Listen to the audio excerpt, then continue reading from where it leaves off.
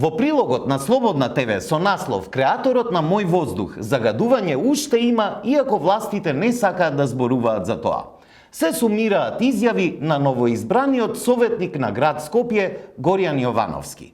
За разлика од претходните локални избори, кога главно ветување на идните градоначалници беше дека ќе го намалат загадувањето на воздухот, овој пат такво ветување не слушнавме од никого.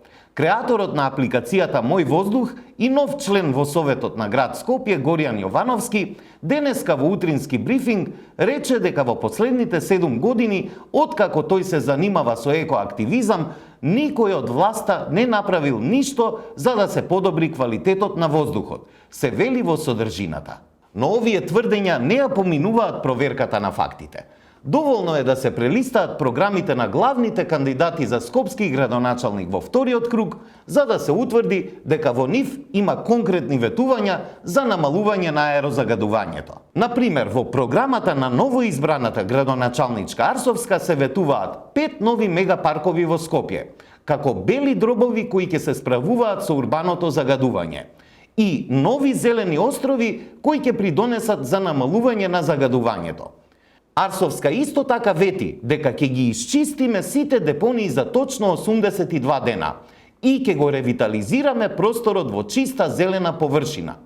Или, како што се вели во програмата, сите диви депонии на територијата на градот со цел превенција на загадување на воздух. Арсовска ветуваше и 250 нови еколошки автобуси заради намалување на загадувањето во главниот град и посебна лента за јавниот превоз за помало загадување на воздухот и поефикасен јавен сообраќај. И досегашниот градоначалник Шилегов во програмата ветуваше БРТ систем за побрз автобуски превоз и помало аерозагадување.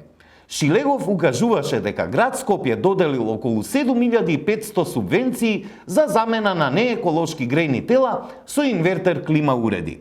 Тој во кампањата ветуваше 4 милиони евра за инвертери за домаќинствата, а во програмата пишува дека се очекува ефектите од субвенциите да резултираат со преполовување на учеството на домаќинствата во аерозагадувањето во градот Скопје. Покрај тоа, Шилегов најавуваше фер ефтини тарифни модели за дистрибуција на топлинска енергија на постојните корисници, за да се стимулираат и вратат скоро 15.000 корисници што го напуштија системот на централно грејење. Шилегов ветуваше и дислокација на загадувачката индустрија, укажувајќи дека анализите за изворите на загадување во градот Скопје ја рангираат индустријата на високо место. Излегува дека тврдењето дека немало ветувања за справување со загадувањето во Скопје не е точно и дека такви ветувања и предлози има во програмите и кампањата на кандидатите за градоначалник. Исто така, не е точно тврдењето дека во последниве 7 години никој од власта не направил ништо за да се подобри квалитетот на воздухот, за што објавивме факти во претходните епизоди на Кратки нозе. Се разбира, има многу работа за справување со аерозагадувањето во Скопје.